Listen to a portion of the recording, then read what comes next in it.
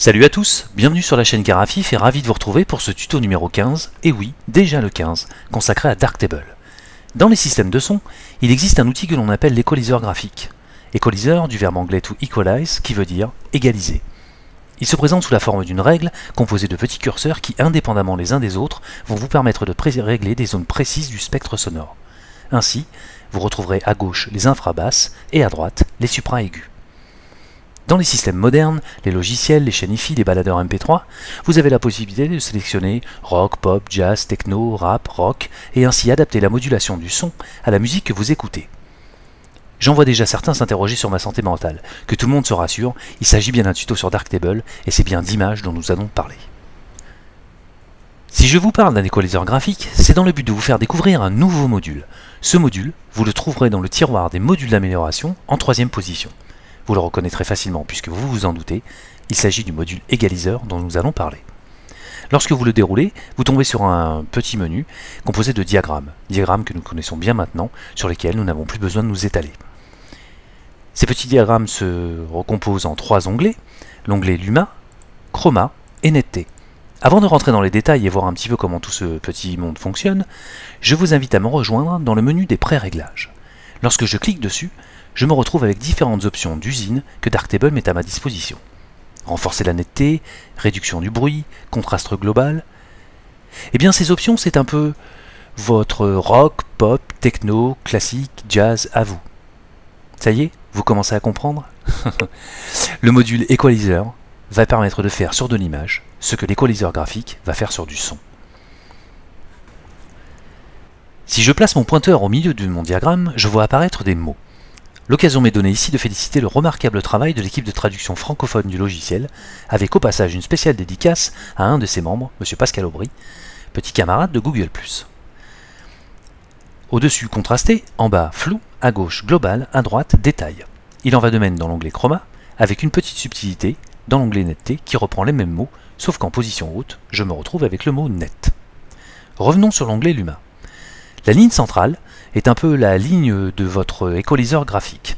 Souvenez-vous, à gauche, nous avions les infrabasses et à droite, les supra-aigus. Eh bien, ce petit module fonctionne à peu près de la même manière qu'un équaliseur graphique. À gauche, vous allez influencer plutôt la globalité, tandis qu'à droite, vous allez vous rapprocher des détails fins de l'image. Cette petite ligne a en fait une petite sœur cachée. Si je descends le pointeur de ma souris vers le bas, je vois apparaître un nouveau mot. Ce mot, c'est le mot bruité. Derrière ce mot se cache une autre ligne, identique à celle-ci, qui va vous permettre de gérer le paramètre de bruit. Vous l'aurez compris, dans votre onglet, vous allez pouvoir gérer non seulement le contraste de votre image, mais le bruit dans celle-ci. Lorsque nous étudierons le bruit dans Darktable, très bientôt vous allez voir, nous verrons qu'il n'existe pas un bruit, mais plusieurs bruits, plusieurs sortes de bruits. Les bruits de luminance, les bruits de chrominance, et j'en passe. Eh bien ce petit module équaliseur va vous permettre d'atténuer le bruit, même les bruits, d'une façon significative dans vos images, grâce à ce système de levier. Si nous allons vers le haut, nous contrastons notre image, si nous allons vers le bas, nous allons la flouter. Je vais agrandir l'onde de mon réglage et faire un petit test tout de suite. Je tire avec le bouton gauche de ma souris vers le haut, je lâche, et instantanément, le contraste de mon image est dopé.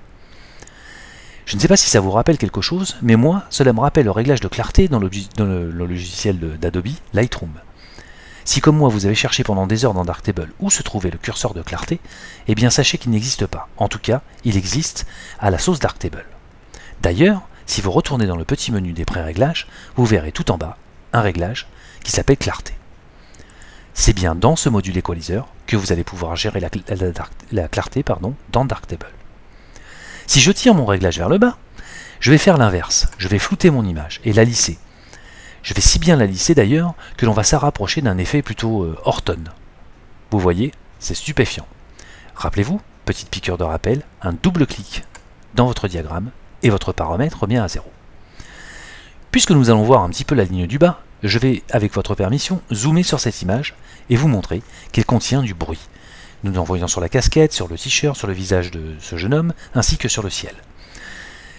Pardonnez ma brutalité, mais je vais doper mon réglage afin de bien vous montrer comment cela fonctionne. Je pince, je tire la ligne du bas, et vous voyez qu'instantanément, je lisse mon image jusqu'à faire disparaître le bruit.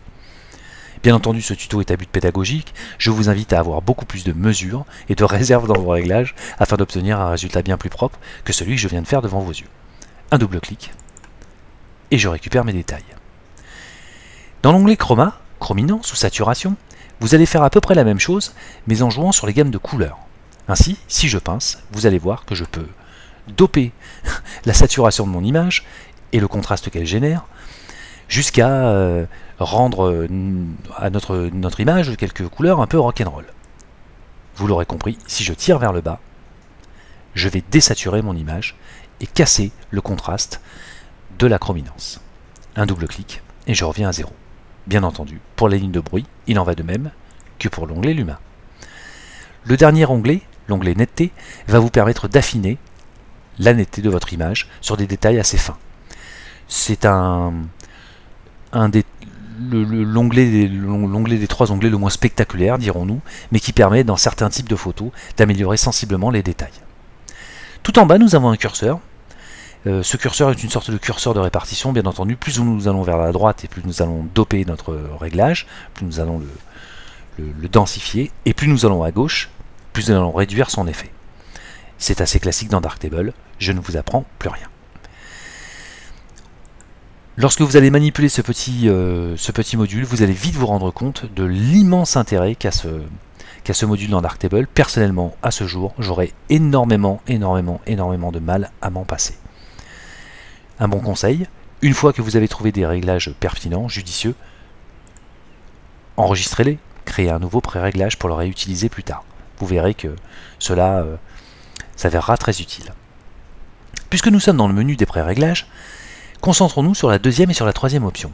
Nous voyons renforcer la netteté et réduire le bruit.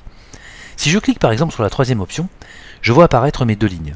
Voici comment les développeurs du logiciel ont bâti ce preset. Deux lignes tendues, dopant d'un côté les détails, en amenuisant vers la globalité de l'image la force du réglage. Une ligne pour le contraste et une ligne pour le bruit. Vous voyez qu'en une seule et même opération, nous améliorons le contraste de l'image et nous lissons les problèmes de bruit. J'imagine que dès maintenant, vous voyez tout l'intérêt d'utiliser un petit module comme celui-là, qui est pour moi un des meilleurs modules du logiciel Darktable. Je vous remercie beaucoup d'avoir suivi ce tuto, je vous dis à très bientôt pour de nouvelles aventures sur la chaîne Carafif, et comme d'hab, c'est très bon pour le référencement, n'oubliez pas, abonnez-vous. A bientôt, salut, bye bye.